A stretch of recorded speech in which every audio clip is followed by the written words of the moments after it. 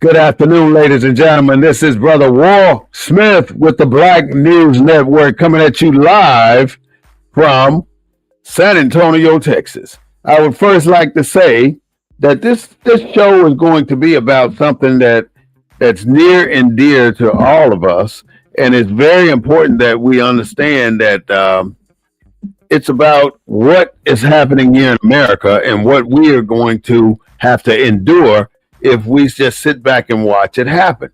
Well, it's about that big, I always want to say that big, black, beautiful bill, but it's not that big, black, beautiful bill. It's the big, beautiful bill being passed in the Senate right now. Now, it has been passed from the Senate, and now it is going, from the House, and now it is going to the Senate. When it gets to the Senate, it's going to be a whole different thing. Dive into it without my co-host, but before I go to my co-host, I want to say that it's not only about the big, beautiful bill. It's about repealing the 20th century. Now, you wonder why it's about repealing the 20th century.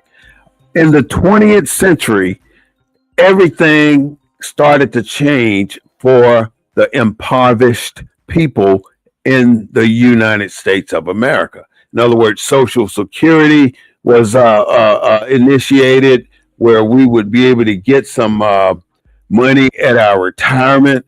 Medicaid came about in the 20th century, where we were able to get people that couldn't afford health care a card or something else to get them health care. So we're repealing the 20th century without us really knowing it. Like, you always have to watch what's happening behind closed doors. But this is in front of us. But there's a whole lot of shit going on behind us.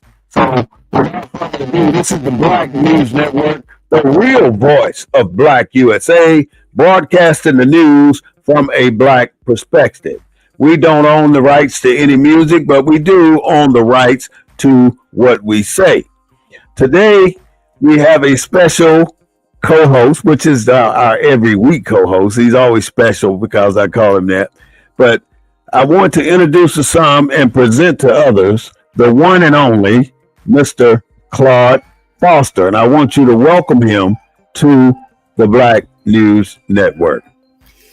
Good afternoon, my brother. Glad to be here on this beautiful Sunday afternoon to talk about issues that are important to our listeners, that are important to our communities, And the subject today is this big, beautiful bill that we're going to talk about. And I guess big and beautiful is in the eye of the beholder, right? Yes, sir. Yes, sir. So we're going to delve into that big, beautiful bill that just passed the House by, I think, by about 4 votes. And we're going to talk a little bit about what's in it and how it's going to impact those of you that is listening to the program today. Mm-hmm. But and before we really dive into it, there's so much going on in the world today. I want you to realize that Gaza is in dire straits right now, and we don't really focus on what's actually happening across the world, but these people are being starved to death because of Israel. They're cutting off the food. And my heart goes out to the kids and the families that can't feed their children. And when the children look up to their parents, you're supposed to protect me and you're supposed to make sure I'm fed and housed. What can a parent do in a situation like that? And it's nothing they can do. So the children now are basically thinking about how to survive on their own. It's a sad situation. It's war is hell, and the consequences of war are even worse. So hopefully that it can get resolved over there. I mean, they've been fighting in that part of the world since the beginning of time. Mm-hmm. So I don't see that. I don't see that ending anytime soon. I think right now they're just trying to negotiate to end the current round of fighting. Mm-hmm. But I think they need a long-term solution over there. And then the Ukraine just went 4,000 miles into the Russian infrastructure and bombed an airport. The bombers that has been bombing Ukraine, they knocked out at least $6 billion worth of airplanes using drones. That's a scary war. I mean, that could lead to to unintended consequences over there, man. You got Europe involved, you got America involved, and you got the Soviet Union.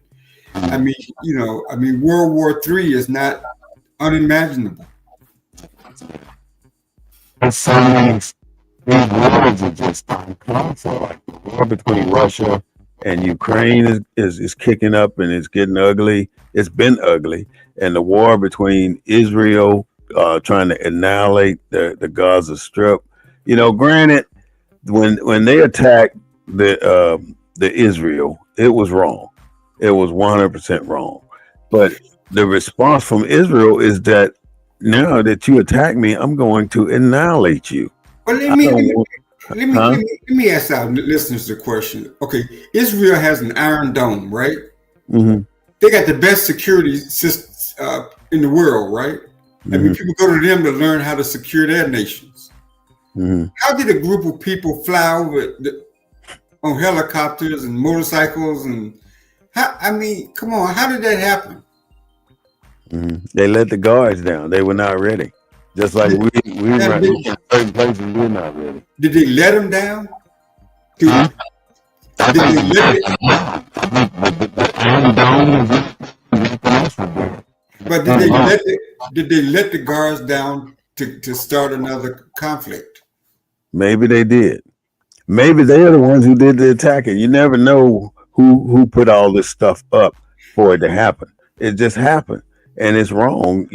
I'm just saying that October 6th was terrible. Mm-hmm. What happened to those people were terrible.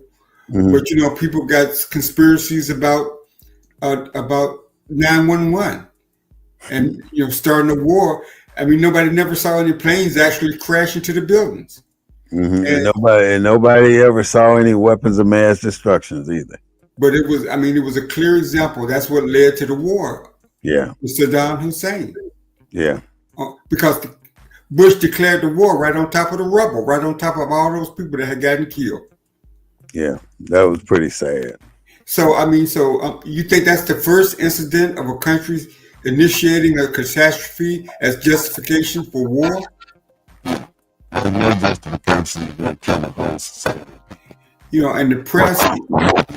I mean, it's sad, but this is how our world operates. So, my point for bringing all this up is to say that you cannot allow yourself to sink into not being unprepared in America, because don't think we're beyond the same stuff that's happening overseas. We're just another country, just like they're just another country, and there's nothing to stop anybody from attacking us. So we have to be cognizant and aware that things can happen here just as well as they can happen abroad. Well, Trump said America's going to build his own Iron Dome. Well, you look at the size of Israel, right? And then you look at the size of America. Israel is the size of Chicago. And so now you're talking about building a dome that's going to cover an area of 1,000 times bigger than Chicago. 100,000. It's almost like it's virtually impossible in the near future. This country that way, huh? But I don't think that I don't think our space program is just to get to space to see what's on the moon. I think it's to put rockets and stuff up there. To launch satellites. That's what the space program is for. It ain't going. Ain't no doggone way it's time to be trying to get to Mars, because we're not even sure we went to the moon yet. I don't believe we know. I don't think we went myself, to be honest with you. A lot of people feel that way, that we didn't really go. That was just it's too much out there to say we did not go. This was back in the 60s now. You talking about you going to the moon, and nowadays you can't get $1 trillion space shuttle to fly without blowing up.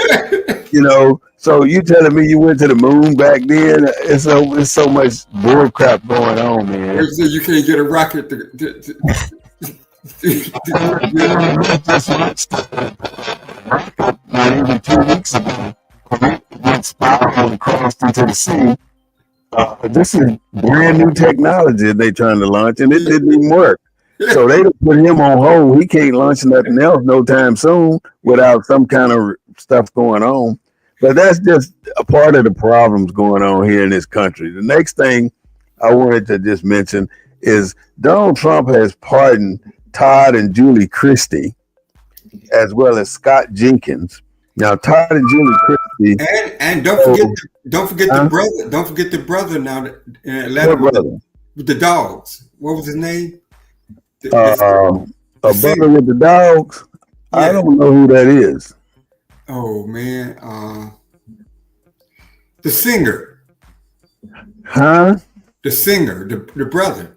No, I don't know about that one. Well, he pardoned a number of brothers. The rapper down in New Orleans. So he did some black folk basically. About 3 of them, yeah. Remember, he got a sister over the pardoning program in his administration. He got that sister out of Alabama. Black folks too. So, but he not only them, Scott Jenkins is the county sheriff that he pardoned that was in jail, but he also pardoned the 1,500 people from the January 6th thing. Mm-hmm. Well, that was earlier. Mm-hmm.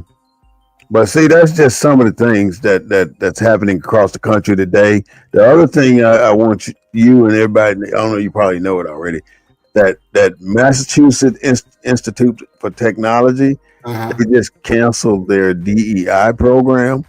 So everybody, all the universities are trying to roll us back to all the advances we made in the 20th century. But we can't get that confused with the success of black people. This stuff didn't just make us the way we are. Our brains made us this far advanced. And DEI was just a boost, like an energy drink. Like the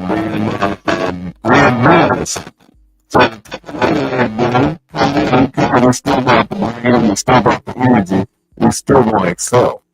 I mean, right now, black people need to start focusing on black people, because I had this thought, and I want to throw this at you, Claude. If we went to a conference, right, and they tell you to come to this conference dressed like your culture, dressed into your culture. Mm-hmm. So you got a Chinese person, they can come like the old Oriental dress that they wear. You got the German person that can come in the old suspenders and skirts and bagpipes and all that bull crap. Well, the Scottish can come with the bagpipes, but the Koreans can come with something. The African can come with something in their own native dress, right? Mm-hmm. So how would you dress coming from this country? Yeah, no, that's a hard. Okay, I can send you this picture, right? Of my the African community in Houston had an event, right? Mm-hmm. They was all dressed in African attire, correct? Mm-hmm. All the black politicians went in regular business suits. Mm-hmm. So what does that tell you? European dress. Right.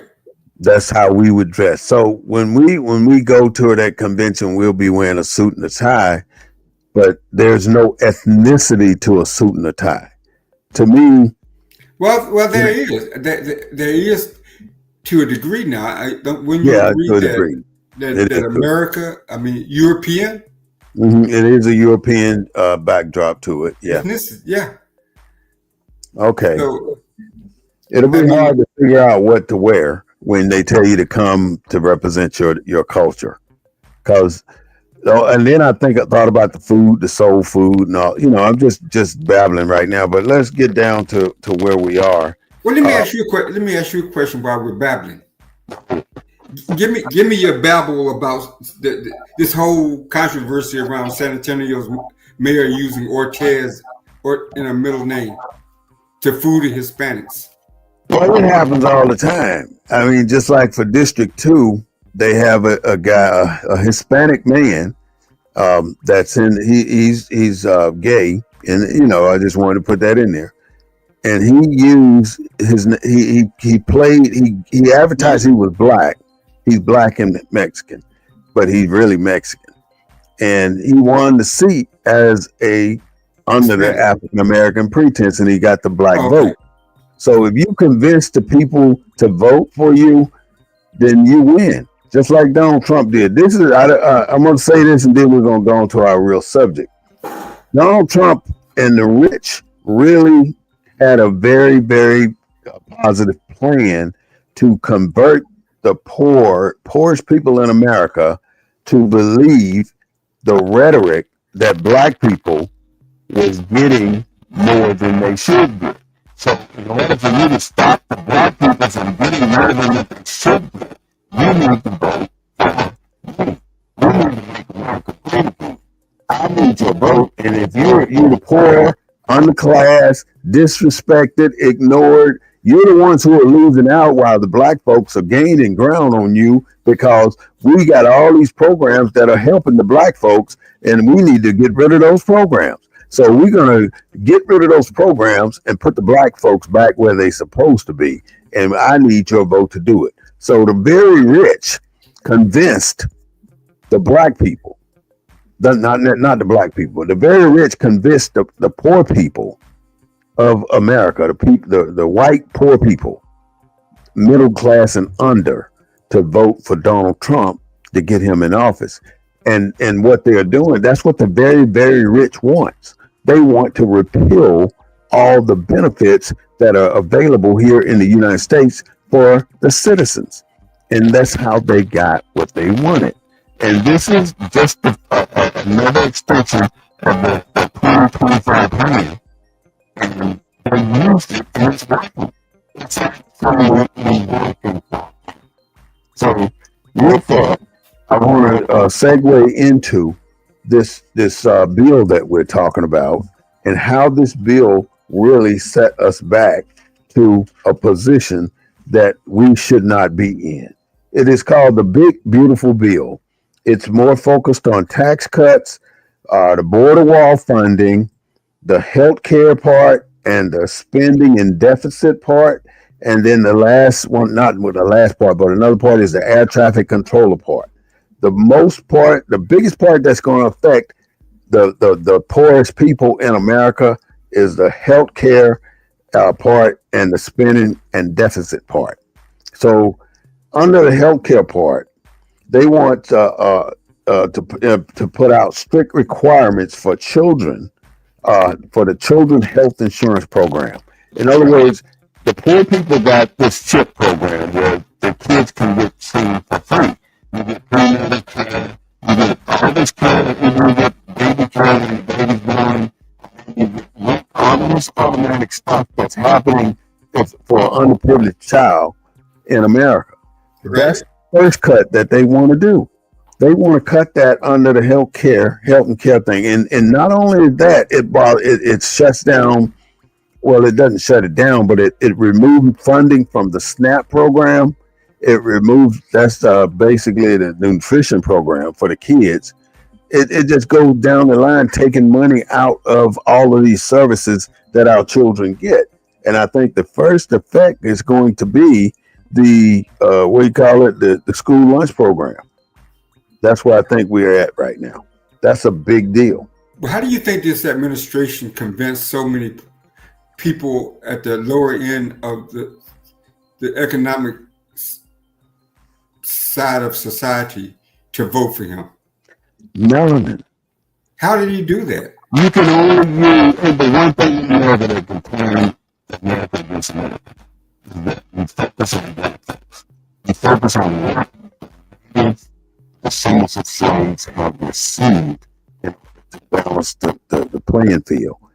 If you focus on that as a campaign promise and as a racist, you can convince a big portion of America. And believe it or not, I think if it was allowed, if it could be slavery in America right now, even the poor people would be willing to work. If the poor white people would be willing to help create a system of slavery. And it is so easy to convert a white person to be against a black person in America because the majority of the white people will be against black people if the right rhetoric is used. They will be. We'll be in the, I mean, it's not hard to make the black person the victim. And you know as well as I know, The last to get hired, last to get fired, and the last to be put into a senior position. 90% of every corporation in America is ran by white people.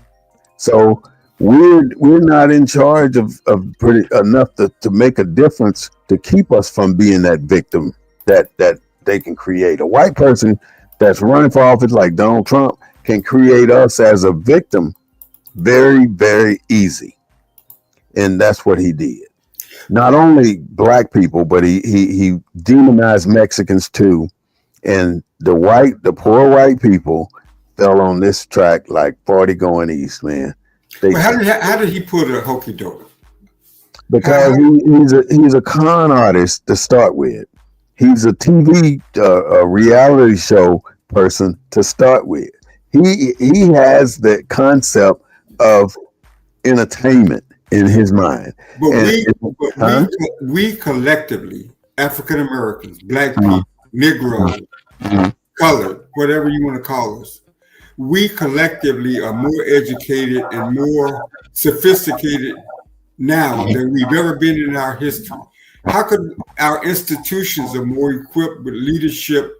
Our churches are more equipped with leadership. How did we allow our people to be bamboozled into supporting Donald Trump? First of all, I would say our people have not been bamboozled into supporting Donald Trump. Only 1 out of maybe 500 black people may support Donald Trump. And secondly, Donald Trump he can use us as a pawn. And that's exactly what he is doing. Whatever is good in America, if he can find something that black people are getting, and he can use that to turn white folks against black people, that's what he's doing. And he's taking it away, and the black folks are like, yeah, that's what he said he was going to do, and he's done it. He's done exactly what he said he was going to do. Hit the president.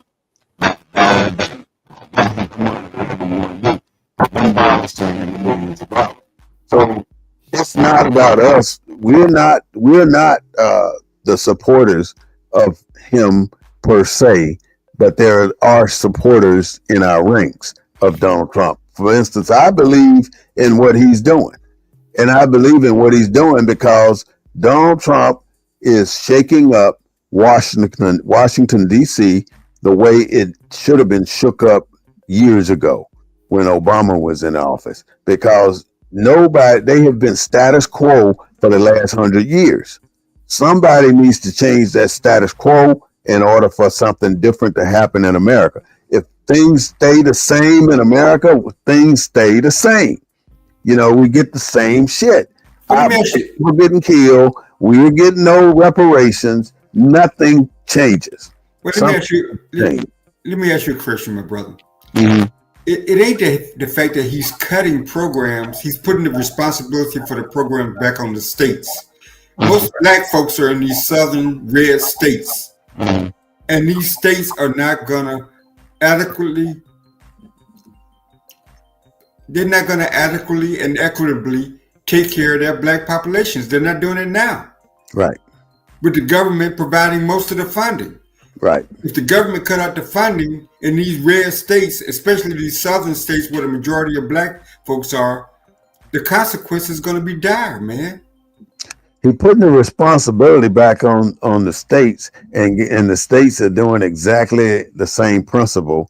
They're putting the responsibility back on the counties, and the counties are doing the same thing, putting the responsibility back on the individuals, and the individuals better be able to support themselves, or they're going to be looking like the Gaza Strip Because, over there.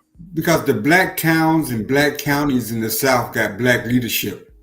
Mm-hmm. But black Figure it leadership, out. They better have it figured out by now, because they've had time to start working on these programs. You can't put their kids in school this summer because of these cuts. Because I think this bill is going to go all the way through. It's going to get approved. Hakeem Jeffrey was on today saying that ain't no way it's going to go through, but he had no defense. He had no defense of this bill. So this bill is going to pass the Senate too. Watch. you think it's going to pass the Senate? L to the yeah. This bill is a done deal. So you can rest assured that SNAP, that summer program where they feeding them kids, going to get cut, and then that Medicaid, Medicare going to get cut.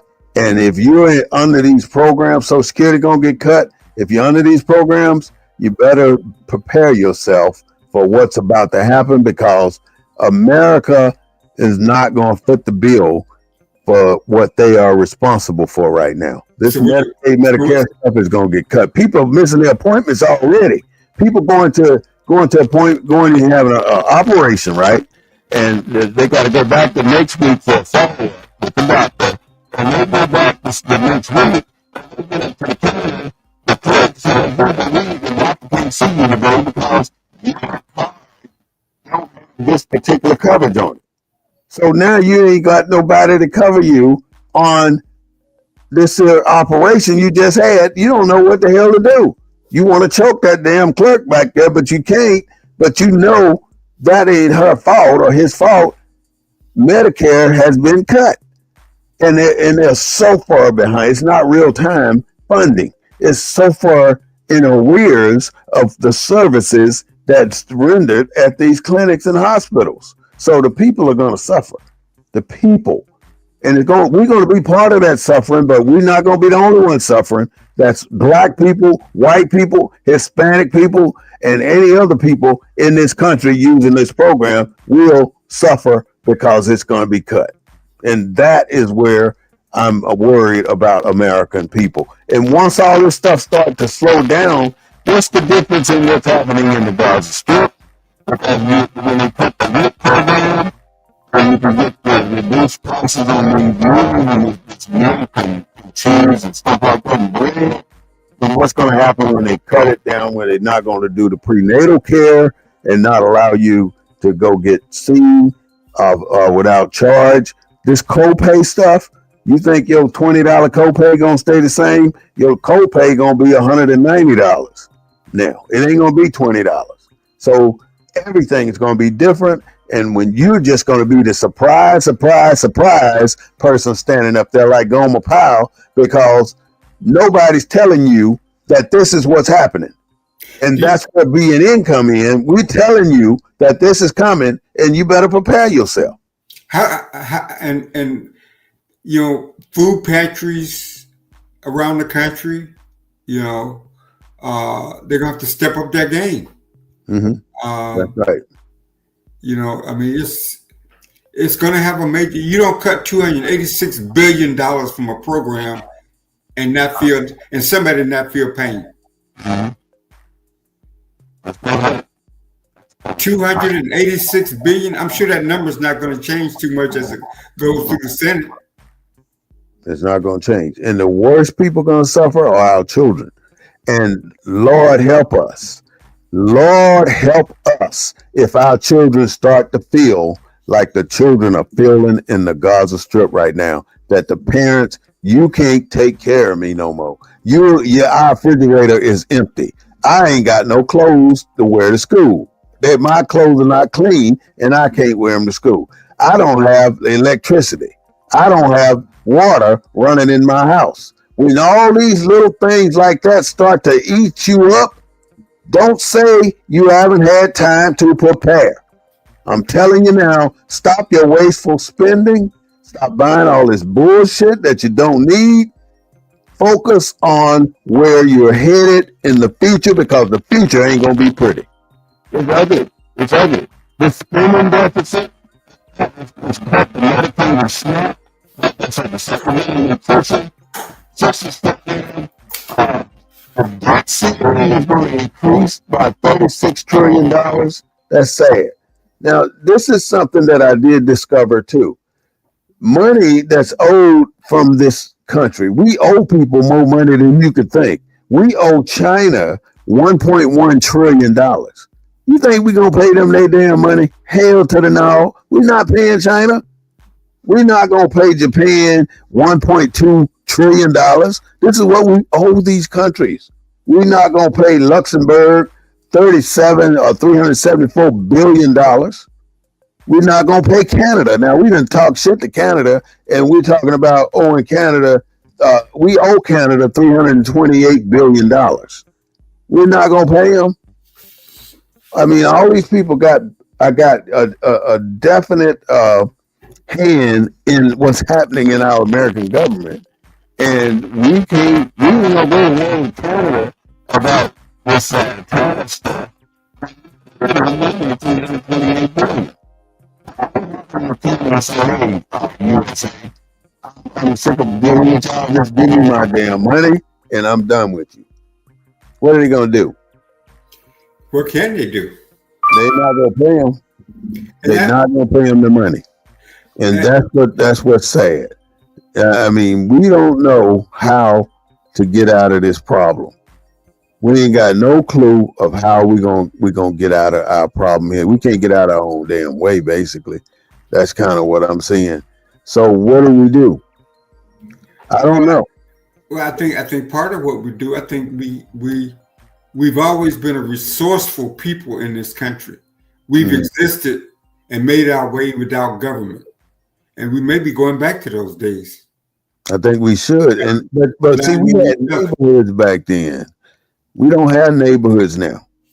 Nobody. I bet you can walk out your front door right now, and you can't tell me everybody on your street. I'm going to say everybody like that, but most of us are like that. And most of us got psychological issues, but it causes us not to know who our neighbors are.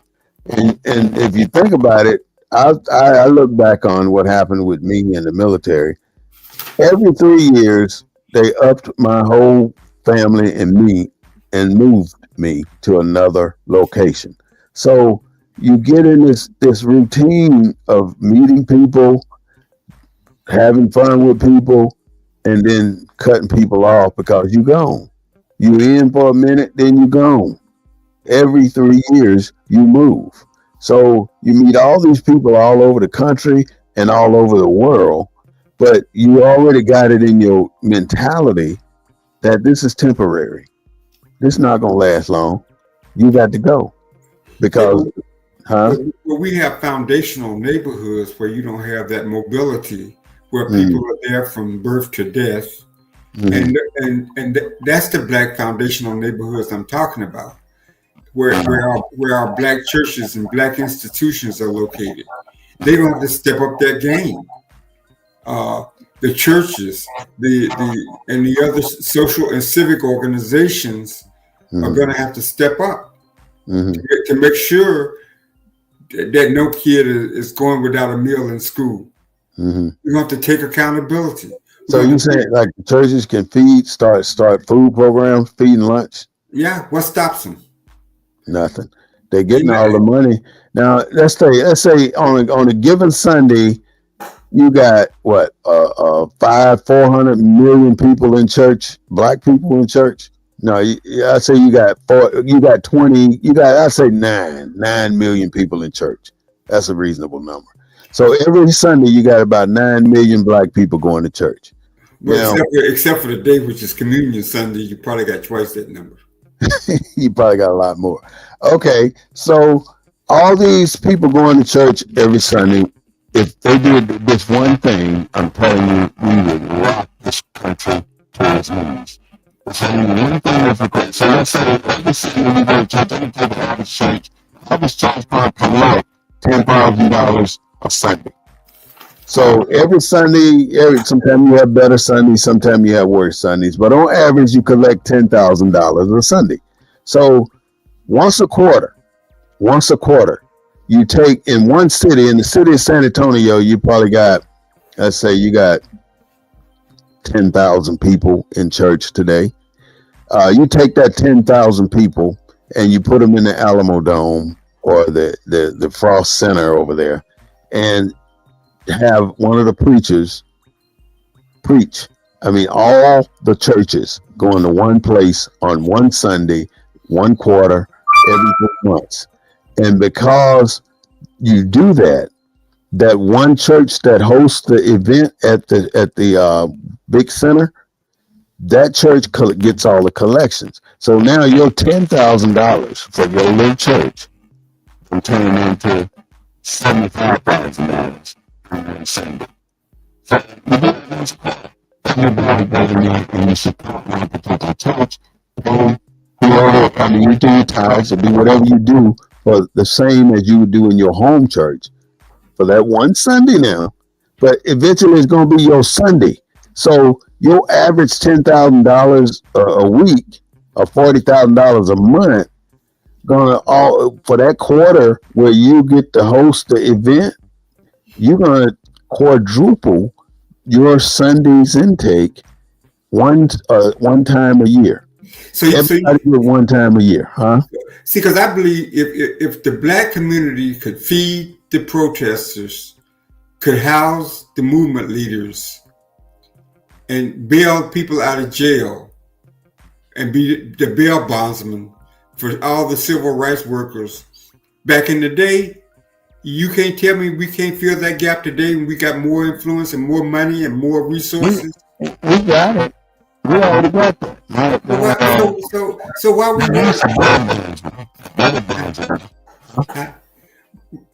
we got what now? Services today, but it ain't about what it was then. Back then, it was about civil rights. Right now, it's about making money, and black people, white people, trying to make money. And I'm glad you brought that point up. I love to support black business, and I'm sure many of us love to support black business. But how many times have we went to our black business trying to spend our money, and we gotta almost kick them in the kunduni to get them to step up their game to serve us to our standard? I mean, if every black business needs a boost every time you go see them, what's the problem here? What are we trying to say? I mean, I don't need to come to your business and tell you how to up your standard to serve me. I want your best quality service. Right. You should give me that without me having to identify something's going on here, something wrong here. You should have that pride and belief in your black business and whatever you created, whatever it may be. It could be a cleaning crew. It could be whatever. It doesn't matter. Whatever it is, you should give me your best. And if it's your best, and the customer thinks it's your best, then you on the right track. But if it's your best and the customer don't think it's your best, you get some stupid ass customers too, though. But you want it to be the best. Right. I know. I'm just saying. I hate to keep bringing up black businesses and talking like something ain't right here. If we can go, I recently went to a regional conference. It was held at a white motel, mm-hmm. and just on registration fees and what have you, black folks spent $1 million. That's for one conference. Mm-hmm. How many conferences do black folks go to every year? Conferences and workshops and all. And they're not staying at black hotels. They're not staying in the black community. I'm just saying we got to redirect our resources. All this money, yeah. It ain't the fact that we can't do everything that they trying to do to us. We got the resources to fill that gap. Mm-hmm. But we just got to redirect our resources. And I just don't think that we have the leadership. There you go. To help us. I would love to support the NAACP if they were supporting black people. Seems like that's hard as hell to get. Maybe a group of black folks need to go to Charlotte, North Carolina next month. I think it's next month. The convention. To the convention and tell the NAACP that. You want to go? We can go. Let's go. I don't know whether I'm the one to tell them that, but I wouldn't mind going to the convention. I It's was just thinking that about it. I got an email for the invitation, and I'm still looking at it. I got to go down there in September to a wedding in Charlotte, and my daughter's in her debutante season, so I got to kind of stuck going to a bunch of events in June and July. Mm-hmm. But it ain't just the NWCP, it's the churches, it's all our institutions. So you think the church got the core responsibility to change the trajectory of our people? I think the church has I think the church has the institutional ability And to the change. background too. They have the institutional ability. They have the trust of the community. They are located in the community. They are the bedrock of the community. Most white communities have banks, right? Mm-hmm. And all the money goes to the bank, and then the bank gives it back to the people. Mm-hmm. We got churches. We give all the money to the churches, and what happens to the money? Goes to the white bank. I don't see it coming back to the black. So then you get to the white people. Thank you. Mm-hmm.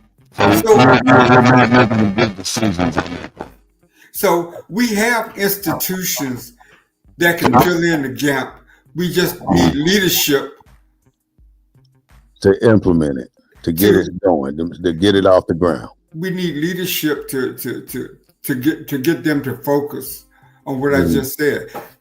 If I'm sure where you live, how many banks in that community where you are? I plead the fifth. Okay, go back into District 2 and tell me how many banks are in there in District. How many banks? I only know of three banks. It might be about 5, but I know of 3. Okay, so the majority of banks are going to be in majority communities. That's where the banks are. I mean, I can drive down the street and there's 1, 2, 3, 4 banks on both sides of the street. You ain't even got to make a U-turn. Mm-hmm. Whatever side of the street you on, there's a bank. Mm-hmm. Now drive through the black community. The only similar institution is a church. You drive through the community, you got a church on the left, church on the right, church on the left, church on the right. Mm-hmm. We got the infrastructure. We got the money. Misusing it. We just got to redirect it. I think we got to better appreciate how we can better direct it. And we just got to do it, man. Yeah. But it's going to take our legacy institutions. It's the NAACP, the Urban League, the fraternities, sororities, and all these legacy institutions are going to have to redirect our focus. Mm-hmm. Because that's our leadership. That's our voice. And so our number one charge right now, in my mind, would be making sure our children are fed this summer. What do you think? And if that's the and see here's the issue with that, and this is where we get into these class divisions and stuff like that. If our number one goal is to make sure that our children are fed this summer, it's not to make sure our children are fed. It's whose children are fed. Mm-hmm. We got people sleeping on the street in our community we pass by every day. We got homeless families and homeless. We got homeless children today before he cut the budget, and nobody gives a damn. When I was working in public education, there was families that was moving every day from hotel to hotel and kids in school from those families. So this problem ain't just been created because he's going to cut $268 billion. The problem has always been there. We just got to redirect our energies, our focus, our resources, and we just got to more visibly take care of our own. I think we got the resources, man. We got the money. We ain't broke. How that song go? I ain't no broke what? We Get ain't broke. down. You've been listening to too many rap songs. Beyonce ain't broke. No, and I Beyonce mean, we got plenty of people with millions and millions of dollars. millions and millions and millions and more millions of dollars. Mm-hmm. This ain't with no leadership capability. We talk about government as if government. The states, we got 50 state governments. Mm-hmm. The federal, all the federal government is doing is saying we're not gonna give the states what we used to give the state. Yeah, we ain't gonna keep carrying your ass. That's what they're saying.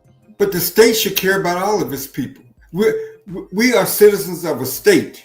Mm-hmm. We're part of a union. The reason why the government got involved in all these programs is because Black people had no political clout in these states. Mm-hmm. Black children in Mississippi were starving to death. Mm-hmm. Black children in Alabama were going uneducated. The federal government had to step in to make sure they get these things. We got Black folks in every state legislature now to make sure that those resources are properly allocated. Mm-hmm. If we keep doing the same thing the same old way as if ain't nothing changed. If we keep pretending that ain't nothing changed, if you keep pretending that half the Mississippi legislature ain't Black and that you need the government in the same ways you needed it when it was all white, ain't nothing really changed. That's right. We got Black elected officials at the state, city, county, down to the precinct level to make sure that we get appropriate allocation of resources. So I just think that we need to retool our message. We still gonna hold the federal government responsible. We still gonna make sure that the federal government provides adequate resources to the states. Mm-hmm. You brought up a great point about it's the state responsibility, and the state was not manning its responsibility to feed poor people or to house or to help assist poor people in their states. Right. So the federal government stepped in, which was good. But see what the federal government did, they stepped in all right, but at the same time they taxed the hell out of everybody. Well, so let's move into tax cuts, because I want to get this covered while in our time span. And that was one of the major points I wanted to bring up. Tax cuts. The tax cuts and job act said that free tax, not have to file income tax, and you don't have to get taxed on your overtime. Mm-hmm. So, well, you do have to file it, but you don't get taxed on it. So those are two very important points that are in this bill. And those 2 points are going to see it through, in my mind, because that's something people have been wanting for a long time. But the state and local tax, what it does, it raises the limit for people to pay from $10,000 to $40,000. I'm not quite sure how that incorporates, but that's what it does. It changes it from $10,000 to $40,000. Mm-hmm. But it benefits the higher income people because they will be paying less taxes. Right. That's the sad part. And then the last part is about the child tax credit will go up to $2,500 until 2028. 2028, it goes down to $2,000. So those three things, the child care, child tax credit, the tips, and the overtime are the three things that are going to get this bill through.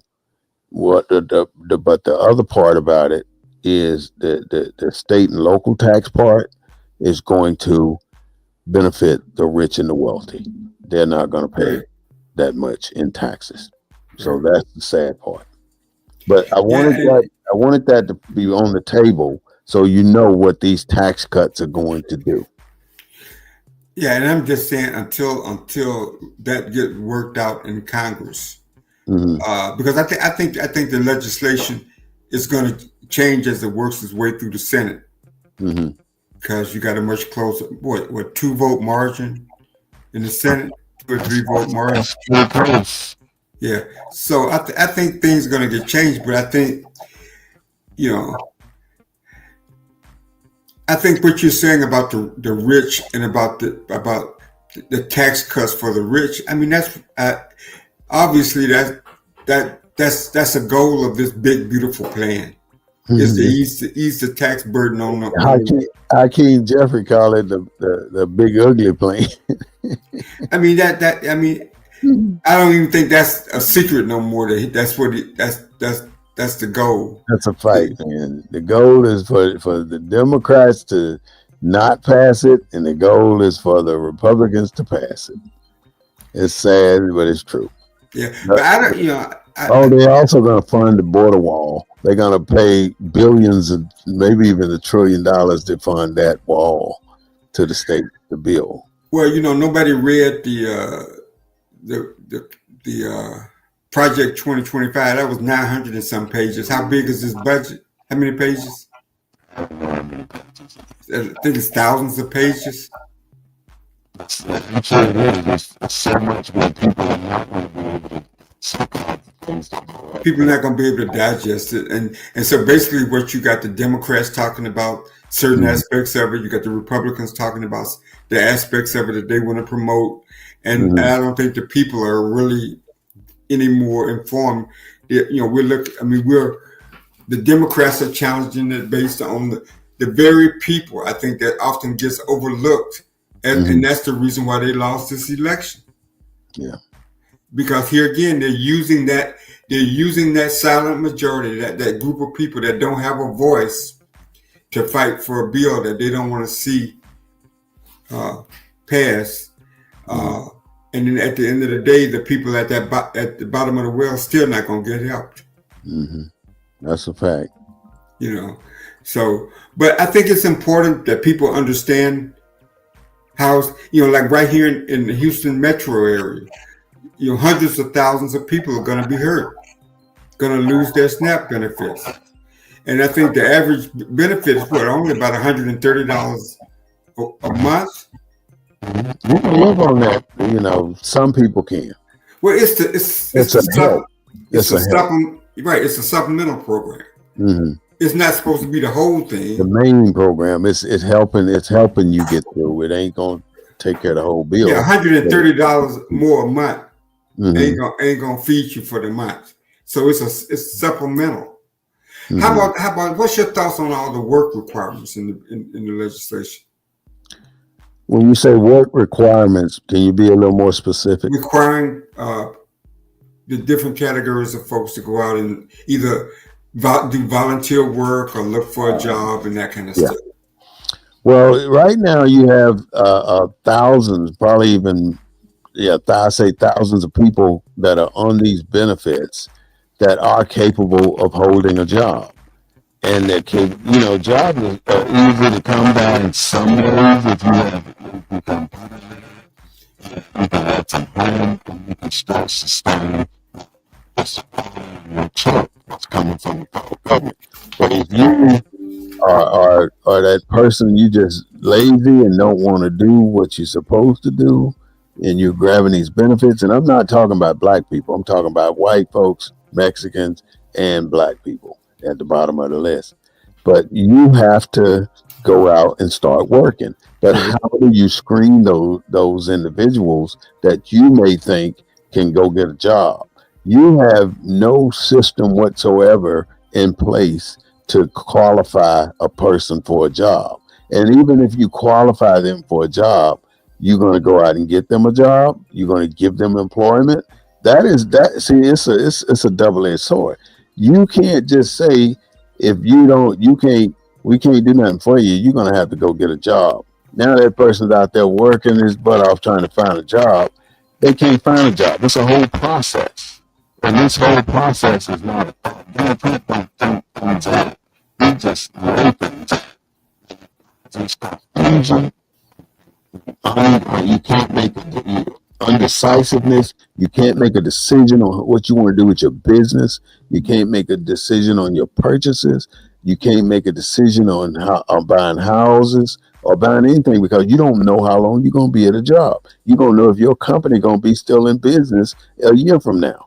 You don't know based on all the tariff and the undecisiveness things that he does. We don't know what's going to happen next. So we have to brace ourselves for the worst and hope for the best. And that's the only way we're going to be able to deal with these job situations. We don't know what's coming. They don't know what's coming either. They just saying that sounds good to the people, that the Trump base. It sounds good to them, and they run with it. They don't have a clue on how what that means, on what's going to take place within that statement. Right. All statements, nobody knows. Stocks supposed to go up 50% on Wednesday. Did they go up? I have no clue. But every time you make these stupid statements, the Dow Jones go up or down. And most of the time, 9 times out of 10, it's going down. Because people are not going to spend their money when they don't know if you're going to make a dumb decision. They're too sporadic. So with that, Claude, go ahead and formulate your closing and just let us have it and give us some of that wisdom that you bring into the table. Well, I would just say that, as we talk about, policy issues, I think people got to get informed, get involved. And if you go to one of those legacy institutions, you make sure that's on the discussion table. If you attend a black church, make sure it's part of the discussion at that black church. I think we all have an individual responsibility to elevate the race. And what we try to do with this show is at least get the discussion started and give people some thoughts and ideas about what they can do individually. Because it's never been our collective effort that's made a difference. It's always been that single individual that stood up and said, I'm not going to take it anymore. Whether it was during slavery, whether it was during segregation, and even today, it's that single individual. So we can make a difference, but we have to get involved. We have to be able to stand up and let our voices be heard. And in order to do that, you need information. And what BNN 247 tries to do is bring pieces of that information so that you don't have to start from scratch.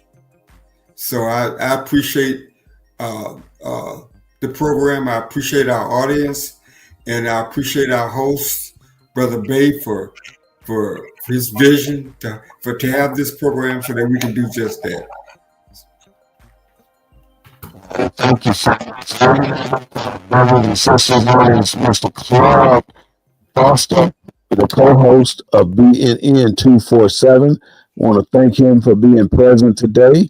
And I want to remove him from the show, from the screen right now. We're going to keep it moving. And thank you so much, Brother Claude. I will see you next Sunday. All right. That is our show today. But before we go, I want to recap on what we've talked about. And I want to start with the repealing of the 20th century, which is what I started with. And it's basically what's actually happening. He's doing the do. Everything he has put forward to happen in America, it has happened. And in order to do that, he has to focus on something that people are afraid of taking over them. And we are the ones that they are afraid of being the ones to take over. Like I said, the talk about his opinion. And his opinion not include on this melanated skin. So if you're black, stay focused, my friends, and start focusing on what's under your feet, because your place of residence, your domicile, let me just clarify that. There's a difference between resident and domicile. Resident is in the Black's Law Dictionary is temporary. Domicile in the Black's Law Dictionary is a permanent state of stay for you. So you have a domicile, not a residence. So everybody in your residence has to focus on what's underneath your feet because things can change. Look at what's happening with the big, beautiful bill because it has passed in the House of Representatives and is now in the Senate. And we're hoping that the Senate don't pass that bill. But the way things have been going in America, the Senate will pass that bill.